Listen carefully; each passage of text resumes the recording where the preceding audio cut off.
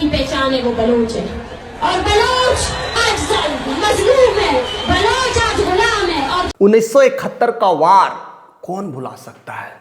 भारत और पाकिस्तान के वार में बांग्लादेश का उदय हुआ था। आज ऐसी ही स्थितियां पनप रही है, आज ऐसी ही स्थितियां और भी उलट के आ रही है, और फिर इतिहास लिखने के लिए फिर से एक नई चालें चली जा रही है और एक नया इतिहास लिखने के कगार पर है। आज 2025 है और इस 2025 में भारत और पाकिस्तान की लड़ाई में जिसका नाम ऑपरेशन सिंदूर रखा गया है, इसमें एक और देश की उदय होने वाली है। वो कोई और नहीं, बलूचिस्तान है। बलूचिस्तान जो देश आज़ाद होने के बाद पाकिस्तान के प्रधानमंत्री मोहम्मद अली जिन्ना ने उस पर आक्रमण कर और उसे अपने कब्ज़ों में ले लिया था। हालांकि देश आज़ाद हुआ था तो हर किसी को कुछ ऐसे ऐसे छोटे छोटे प्रांत थे जो इंडिपेंडेंट थे और उन्हें यह मंसूबे रखे गए थे, तो आप जिस देश में जाना चाहते हैं आप जा सकते हैं। आप इंडिया में जाना चाहते हैं तो इंडिया में जाइए, पाकिस्तान में जाना चाहते हैं तो जा सकते हैं। लोग अपने अपनी सहूलियत से जाना चाह रहे थे। हालांकि हैदराबाद को भी अली जिन्ना ने मनाने की कोशिश किया, लेकिन इंडिया की तरफ से वो शिफ्ट हो चुका। भोपाल भी मनाने की कोशिश किया, भोपाल भी इंडिया में शिफ्ट हो गया था। लेकिन बलूचिस्तान एक ऐसा प्रांत जो इंडिपेंडेंट था, वह उस समय रियासत जो चलती थी कलात का चलती थी, कलात खयानात की चलती थी, और वह कई सालों तक, उन्होंने कई दशकों तक उस रियासत की पदवी को संभाला। लेकिन देश आज़ाद हुआ था, उसके बाद इसे भी बलूचिस्तान को आज़ाद कर दिया था। लेकिन आज़ाद तो मुल्क था, देश आज़ाद हुआ, उसके बाद बलूचिस्तान भी आज़ाद था, लेकिन उसे भी कहीं ना कहीं मन में इच्छा थी कि मैं भारत की तरफ मिलूं। और भारत की तरफ उस समय रेडियो आकाशवाणी होती थी, और ये चीज़ें कहीं ना कहीं जो न्यूज़ भेजा गया था, जो रिपोर्ट भेजा गया था कि भारत अभी एक्सेप्ट नहीं कर रही है, और यही न्यूज़ रेडियो फ्रीक्वेंसी के तहत से कहीं ना कहीं पाकिस्तान के हाथे लग गया और पता चल गया, और उन्होंने आक्रमण कर दिया और बलूचिस्तान को अपने कब्ज़े में ले लिया। अब बलूचिस्तान पूरी तरह से दबाव में है, पूरी तरह से प्रेशर में है, और अपनी आज़ादी के लिए आज भी लड़ रहा है। देश आज़ाद हुआ था, उससे पहले भी आज़ादी के लिए लड़ रहा था, और देश आज़ाद होने के बाद भी आज 75-76 साल हो चुके हैं, उसके बाद भी अपनी आज़ादी के लिए भीख मांग रहा है, अपनी आज़ादी के लिए ऐसी कई लड़ाइयाँ लड़ रहा है। की पहचान है वो बलोच है, और बलोच आज मजलूम है, बलोच आज गुलाम है। और जो हालांकि उस देश की अगर हम एरिया की बात करें तो करीब करीब 46% जो एरिया है पाकिस्तान का, वो बलूचिस्तान है। एक बहुत बड़ा हिस्सा पाकिस्तान का वो बलूचिस्तान है। वहाँ की आबादी 1.5 करोड़ है, और वहाँ के लोग अपने आप को सुन्नी मुसलमान कहते हैं, पूरी तरह से मुसलमान नहीं कहते। उनका एक अलग ही एक कल्चर है, एक अलग ही संस्कृति है, उनका एक अलग ही रहन सहन है, और उनकी अपनी भाषा बलूच है, वो बलूच बोलते हैं। और वहाँ के लोग खाना बदोश हुआ करते थे, वहाँ के लोग कालीन बुनने का काम करते थे, खेती करते थे, और खेती भी पहले पुरानी सभ्यता के अकॉर्डिंग करते हैं। एक अलग ही उनका तौर तरीका है, रुतबा रवाब है, और सब कुछ अलग है। हालांकि उनका 30% हिस्सा ईरान की तरफ है और 70% हिस्सा पाकिस्तान की तरफ है, और ऐसा बलूचिस्तान फंस के रह गया है और अपनी आज़ादी की गुहार लगा रहा है।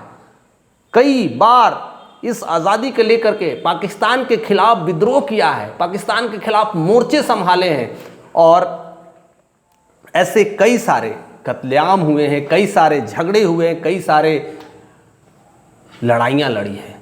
और उसको लेकर के पिछले इधर 4-5 महीनों में काफ़ी कुछ आक्रोश देखने को मिला है। 1 फरवरी से लेकर करके अभी तक मई तक यह तमाम झगड़े, लड़ाइयाँ और ऐसे गतिविधियाँ चालू हैं। लेकिन बलूचिस्तान सब कुछ होने के बाद भी कुछ नहीं कर पा रहा था। इसको कहीं ना कहीं अंदर से एक दुख भी था, क्योंकि बलूचिस्तान खनिज संपदा से अपार चीज़ है, और वहीं पर कंगाली है, वहीं पर भूखमरी है, वहीं पर बीमारी है, और वही प्रांत अनडेवलप है। ऐसा स्थितियाँ मैं नहीं कहूँगा कि भारत में नहीं है, भारत में भी एक है झारखंड, झारखंड भी एक ऐसा प्रांत है, भारत का हिस्सा है, जहाँ पर खनिज संपदा की शक्तियाँ हैं और वही राज्य अभी भी गरीबी, भूखमरी और लाचारी में है। उससे ज़्यादा बद से बदतर स्थितियाँ बलूचिस्तान की है। खनिज संपदा से लैस आज भिखमंगे की स्थिति हो गई है। आज वहाँ के लोग आज़ादी के लिए बात कर रहे हैं,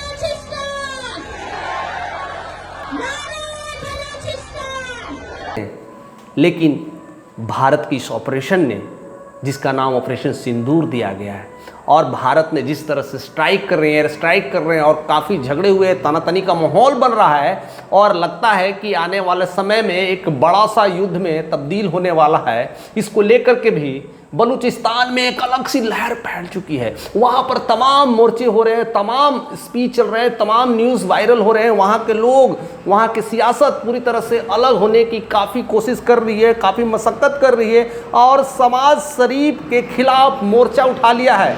पाकिस्तान को कमज़ोर करने के लिए बलूचिस्तान पूरी तरह से तैयार बैठा है और पाक इसी मौका की तलाश में था। शायद बलूचिस्तान को यह मौका आज लग गया हाथ और ऑपरेशन सिंदूर कहीं ना कहीं उन्हें यह आज़ादी दे देगा। जिस तरह से 1971 में बांग्लादेश को दिया था, आज वह दिन आ चुका है। 2025 शायद बलूचिस्तान को मौका दे देगा, बलूचिस्तान को फिर से स्वतंत्र घोषित कर देगा, बलूचिस्तान को एक नया देश और नया अवाम बना देगा और नई चीज़ें सरहदें में नई गुल खिलेंगे, ऐसी उम्मीद जताई जा रही है। और वहाँ पर भी विद्रोह का माहौल चल रहा है। ऐसी स्थितियाँ में पाकिस्तान और भी कमज़ोर होता हुआ दिखाई दे रहा है, क्योंकि उनकी लड़ाई केवल इंडिया से नहीं है, उनकी लड़ाई अपनों से भी है। और बलूचिस्तान पूरी तरह से लड़ाई में, उस भूमिका में पूरे पाकिस्तान सैनिकों को तहस नहस और निशानाबूद करने में लग चुका है। और ऐसी स्थितियों में जब पाकिस्तान कमज़ोर होगा और बलूचिस्तान की मांग तेज़ बढ़ेगी तो वो दिन दूर नहीं, बलूचिस्तान भी एक अलग प्रांत उभर के आ जाएगा, जिस तरह से 1971 में बांग्लादेश निकल के आया था। हालांकि बलूचिस्तान में अभी बहुत सारे ऐसे स्पीच वायरल हो रहे हैं, बहुत सारे ऐसी महिलाएं पूरी तरह से उग्रेसित हो रही है, कई सारी बातें कर रही है, कई